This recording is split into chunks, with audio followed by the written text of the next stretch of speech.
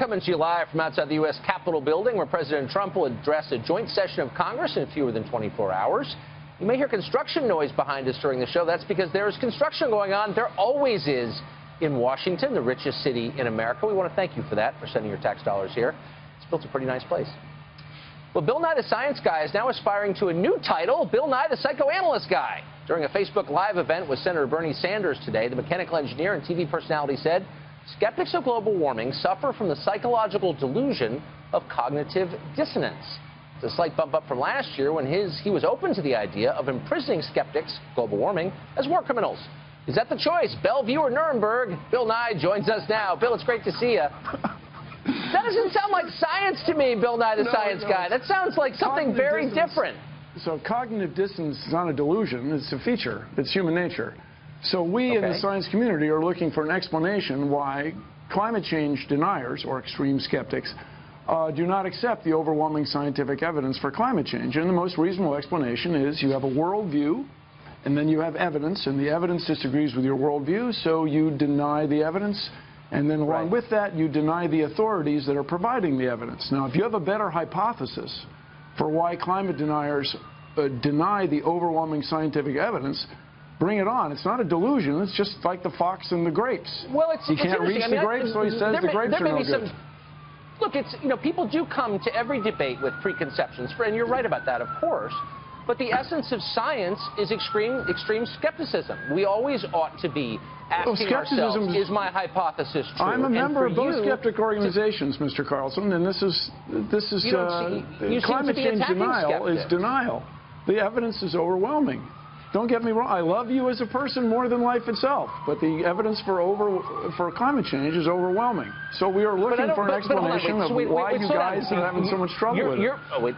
Slow down. Before the name-calling begins, and before you try to end the conversation, let's start it by asking what exactly you mean. Now, I think most people are open to the idea that the climate is changing. It has always changed, by the way, as you know. It's the rate, Mr. Carlson. It's the rate that's such a concern.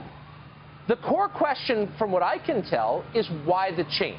Is it part of the endless cycle of climate change, or is human activity causing it? That seems to be the debate to me, and it seems an open question, not a settled question, to what degree human activity is causing that. Is that not an open question? It's not an open question. It's a settled question. Human activity is causing climate change. To what degree? To a degree that it's a very serious problem in the next few decades. But wait, stop. Wait, no, you said it's a settled point, and I'm asking a very precise question. It's a settled point. Okay, then if you'll elucidate it for me, I'd be grateful. To what degree is climate change caused by human activity? Is 100% of climate change is caused by human activity? Is it 74.3%? It's settled science. Please tell us to what degree human activity is responsible. So the word degree is a word that you chose. But the speed that climate change is happening is caused by humans. Instead of happening on timescales of millions of years, or let's say 15,000 years, it's happening on the timescale of decades and now years. Now, you know, I offered... Wait, but hold on. But to what extent is human activity responsible for speeding that up? I mean, please be more precise. If that's the number you want. Humans are causing it to happen catastrophically fast. Okay, so at what rate would it have changed without human activity? And you look annoyed that I'm asking these questions, but they're very basic questions. They're not denial. So basically, the cycles of climate change, the last ice age we had was tens of thousands of years ago. So bear in mind that in ancient dinosaur days, there was more carbon dioxide. The world was warmer than it is now. There was an inland sea in what is now Wyoming. And I understand you have a member of Congress from Colorado, used to be underwater, and you go to Dinosaur National Mall, you can see it. Yes. But that's millions of years ago. The problem is the rate. You just said it was tens of thousands. That was the ice age. The rate. The rate is the problem. Now, here's the thing. Half the people in the world live on sea coasts. As we get the ocean a little bit warmer, the ocean's going to expand, and people live on the sea coast are going to be displaced. But you're not answering my question. You're describing what will happen if this continues. And I'm asking you a simple question. Hold on. I'm asking you a simple question about the rate of climate change. So the rate... You said that it would be happening, but that rate has accelerated because of human activity. And I'm asking you very simply... The word accelerated is an understatement. Okay? It's happening extraordinarily fast. I'm asking you a simple question. And because the science is settled, I hope you can answer it in simple terms, which is, without human activity, how long would it have taken for us to reach this level of warmth in our climate? It's not clear that it would have happened.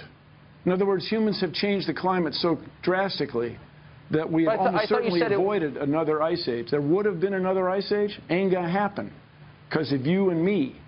So the sooner we get to work on this problem, the problem. When would it have happened? When would the next ice age have happened? Yeah. Is that your question? Without human activity, what would the process... Look, here's the point that I hope our viewers can understand. I'm not in any way denying that the climate is changing. I'm utterly open to the possibility that the change is caused by man's activity. I'm merely calling into question your claim that all of this is settled, that, that we know precisely what is happening and why, and that anyone who asks pointed questions about it is a denier and ought to be imprisoned or shouted off the stage. No, that was your word. That's you guys. That's not my claim, and I really. Would you like me to read your quote that people who disagree with you ought to potentially go to jail? You said that. Okay. And I'm just saying, isn't skepticism exactly what I baked said, into Mr. Carlson, science? We can talk about that shortly, but. Is it appropriate to jail the guys from Enron? Was it appropriate to jail the people in the cigarette industry who promised it wasn't addictive, et cetera? Okay. Look, my only point is, shouldn't we be encouraging people to ask honest questions, which I am doing, and you don't seem to have the answers to those questions. Okay, I got to disagree with you. I claim I do have the answers. Okay. Okay. So let me ask you this. Why aren't you concerned about it? Don't you have 4 children? Why aren't you concerned about climate change? That's why I'm having you on. Here, look, you don't reach correct conclusions in science or politics or any other field unless you can ask honest answers without being shouted down by people like you. But I know what you mean. So no, I do mean ask. I want to know what would happen without human activity. The climate change. No, it's a simple question. The climate is always changing. You've conceded that. You're saying that human activity has increased the speed. Yeah. Increases the speed of that change. And my point is, what would the climate look like right now without human activity? It would have looked like it did in 1750. Britain would not be very well suited to growing. Yes, Britain would not be very well suited to growing grapes as it is today. French winemakers would not be buying land to the north as they are now. People who plan to run ski resorts would still be able to do it in Europe. And so the climate change and the parasites. You're using the language of politics. Look, you're not a scientist, as you know. You're a popularizer, and I just think, and that's fine. Of economics. But so I'm just saying, look, to the extent that you prevent people, if you prevent people from having an honest conversation, you're doing a grave disservice to science. Don't you think that? So you asked how long it would be before, what the climate would be like if humans weren't involved right now. Is that right?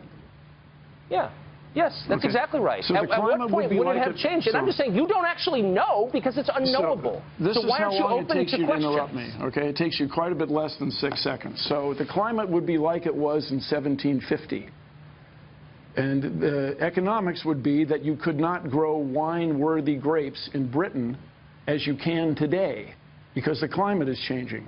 The use of pesticides in the Midwest would not be increasing because the parasites are showing up sooner or the pests are showing up sooner and hanging around longer. I think that's probably all true, but you would not be overwhelmed by pine bark beetles as it is because of climate change. That's how the world would be different if it weren't for humans. You pretend that you know, but you don't know, and you bully people who ask you questions. I really have to disagree with you. I spent a lot of time with this topic. I'm open-minded. You are not, and we're out of time, unfortunately. So, thank you for joining us. You guys are the mainstream media. And I can tell you why they're leaks. Because the president has created 2 factions in his administration. They don't like each other. So they leak. It's not from the outside, it's from the inside. Carry on, Mr. Carlson. I'm sure we will cross paths again. That's a very ominous thing to say. I don't know what it means, but come back anytime.